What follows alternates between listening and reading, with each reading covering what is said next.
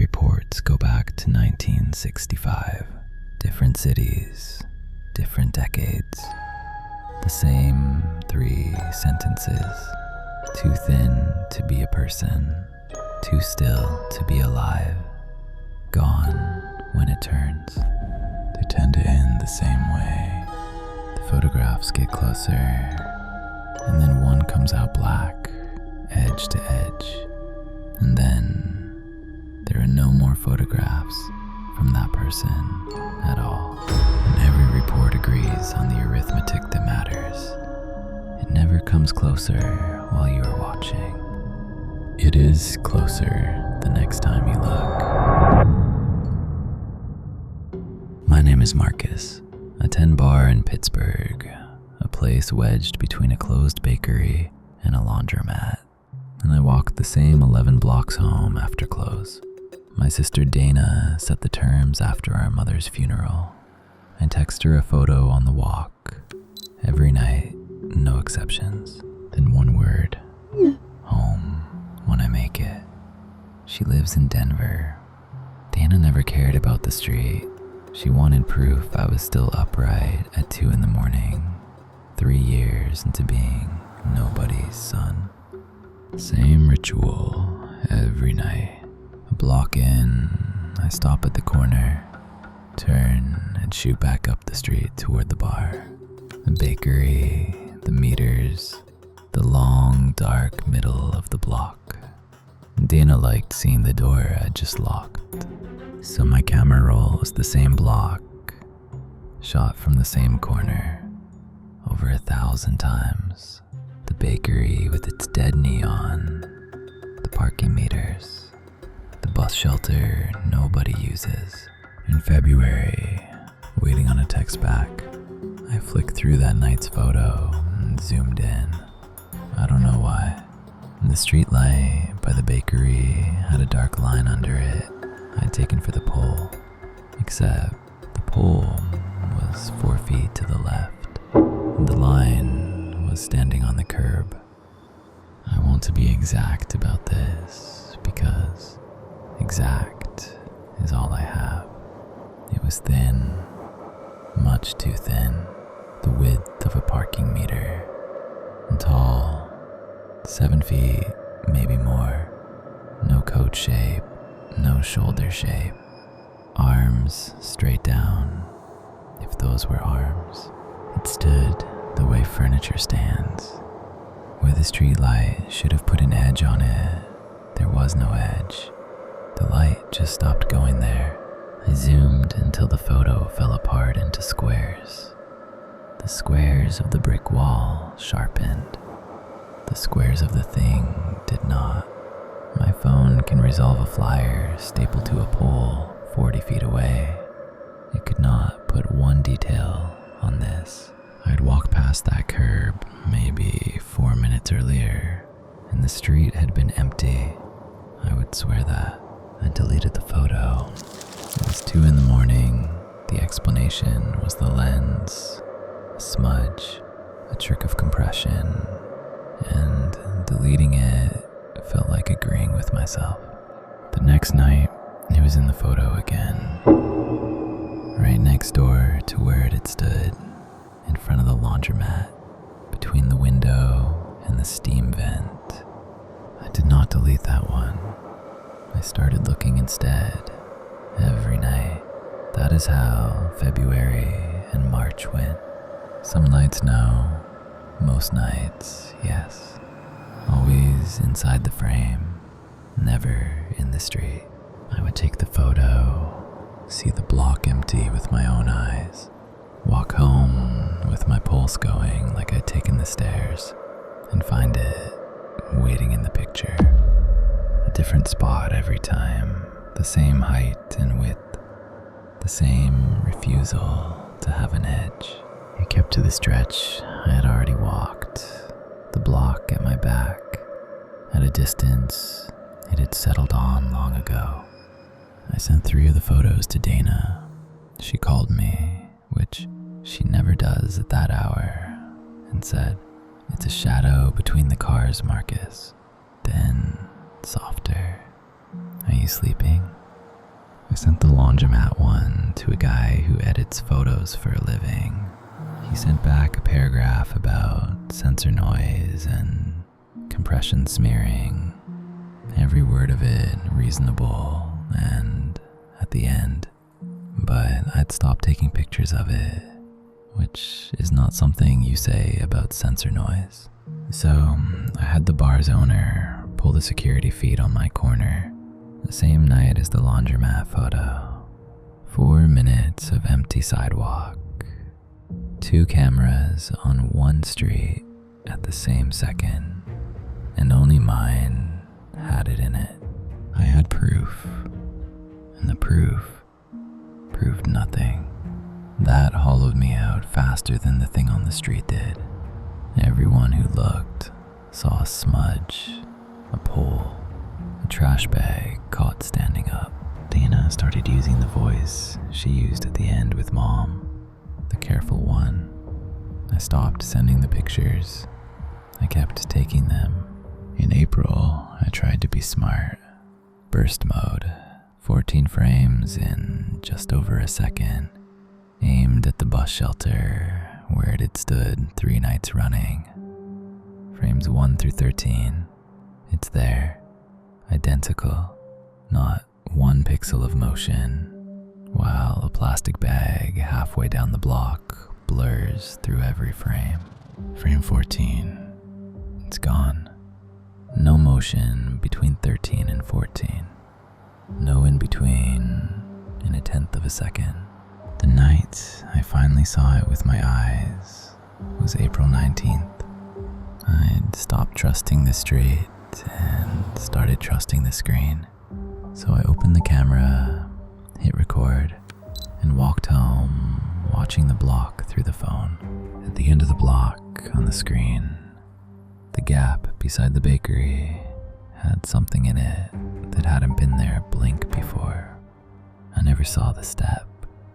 I looked up from the phone, and it was there, both places. The street and the screen, for the first time, agreeing. I want to tell you, I ran. I didn't get a vote. Every muscle I had went to standing still, the way a rabbit stands still. Some old wiring deciding that moving would only make it worse. We stood there, the two of us, 4 minutes by my phone, until my arm shook from holding the camera up. I let it shake. Mowering it meant one of us was moving first. Then it turned. Not the way a person turns, the way a door closes. It went sideways, and sideways it was nothing. A line the width of a wire, and then not even that. And I finally understood frame 14. The block was just a block again. My legs let go, and I sat down on the curb. I watched that file the next morning. Sun up, door locked. 4 minutes of empty street, start to finish. It let the screen see it. It did not let the screen keep it. After that, I wanted someone else to see it, just once. The next night, I called Dana before I locked up and asked her to stay on video while I walked. At the corner, I held the phone up the way I always do. On my screen, the line stood outside the laundromat in the steam. I said, "Tell me what you see." A pause. She said, "The street, the bakery, your hand shaking."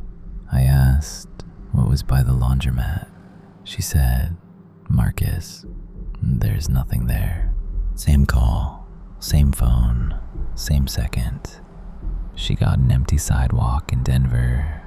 I got it standing in the steam, facing me. It is in the stills. It is never in anything that moves, and it is only ever in mine. After April 19th, I did what I should have done in February. I went backward. 1,000 nights of the same block, newest first, zoomed same corners. It took me 2 nights and most of a bottle. Week after week, somewhere in the dark half of the frame, the line. By the shelter while the snow blurs past. Outside the laundromat in July, standing. Halfway through the second winter, I stopped pouring the drink. I'd started checking for it the way you check for a person. It isn't the first one. The first photo I ever sent Dana, the night of her mother's funeral, October, 3 years ago. I worked that night because the apartment was the one place I could not be. At the far end of the block, past the bus shelter where the streetlights give out, a vertical line in the dark I had 3 years of chances to notice. Half a block back, roughly 1 photo a week after that. By this past February, most nights. The last week I took pictures, it was in every one. Night to night, it wanders. Bakery, laundromat, bus shelter, back again. Like a man pacing a cell. But I laid 3 years of photos out on the bar one night and marked the nearest it stood each month against the meters 30 feet apart because I needed a number. The nearest mark never moves back. 4 feet a month, give or take, 140 feet in 3 years toward my corner. By the meters, it has about 40 feet left. It is not in a hurry. It has never needed to be. It has never once been in a photo Dana took, or anyone else's, or the bar's camera, only mine. It walks toward me, and I have a theory about why it picked me. I am not going to say it out loud. Saying it sounds like accepting it. My mother was buried on a Thursday. I started the photos that same night because Dana needed to see I was still here. I am not going to tell you her death is what brought it. I did not know that, but it did not come for the grief. It came the night I started pointing a camera at an empty street and calling it proof. I live next to that question now. The last time I raised the camera was 3 weeks ago.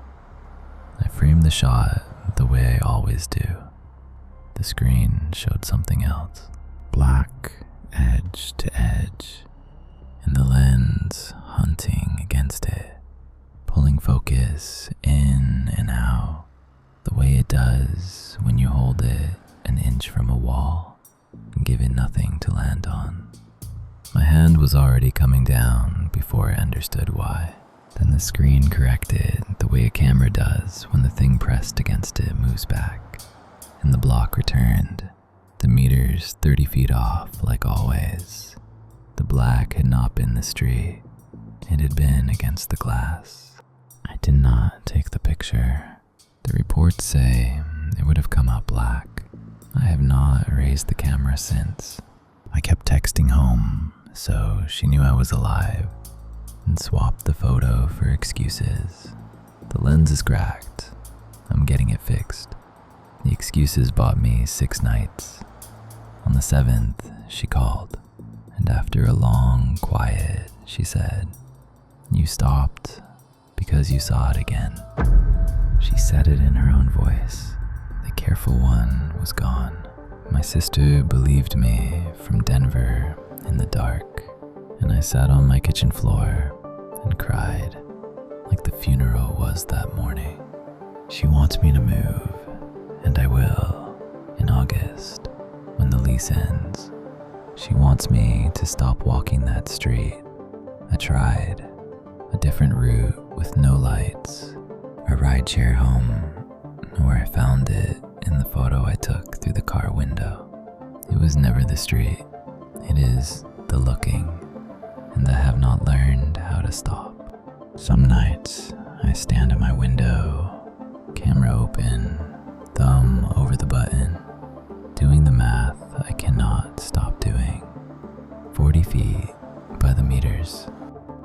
weeks ago, it filled my screen. I have stopped being sure which number is true. I am not measuring how fast it walks. I am measuring how close it is allowed to get before I look. The rule was never mine. Notice everything, let none of it know you noticed. It noticed me first. There's a rule for walking home at night, and you have kept it your whole life without being taught. Keep your eyes moving, let none of it know you noticed. The reports give it no face, no edges, and no hurry. 60 years of photographs from 60 different streets, and in all of them, it is doing the only thing it has ever done. Standing where you already walked, closing the distance you stopped watching. So tonight, when this is over, you are going to want to look back through your own camera roll. The pictures you took at night without thinking, the parking lot outside work, the street in front of your own door. Go ahead, look at the edges. This has been Hollowgrin. This is Urban Dread. The city never sleeps, and neither should you. If you find it, don't measure. You won't like the number.